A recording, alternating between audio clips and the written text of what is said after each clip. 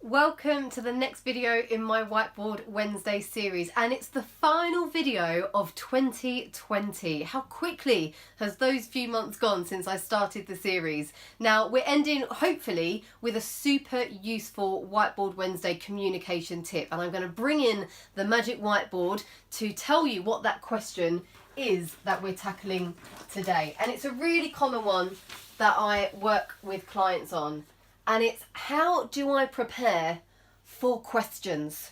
Question mark, question mark. Because this can be a really difficult thing, that you're preparing for a presentation, a meeting, a pitch, but also you need to think about what questions could come up afterwards, because we could deliver a great presentation and then fall down on our Q&A afterwards as well.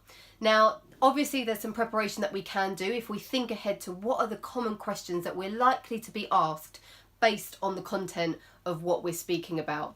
So do your research and do prepare some answers to things that you think might come up.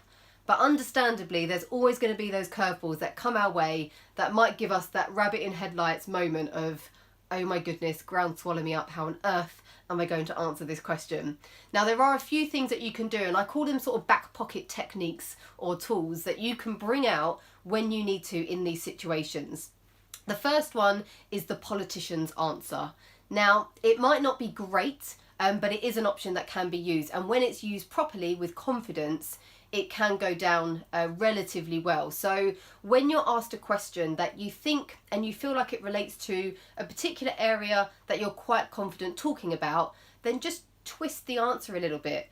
So you're changing the question to suit you.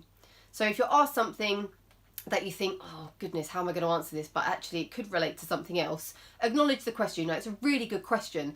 It actually relates to ABC that I mentioned earlier, and then you go on to talk about a bit more on the topic that you are confident to speak on.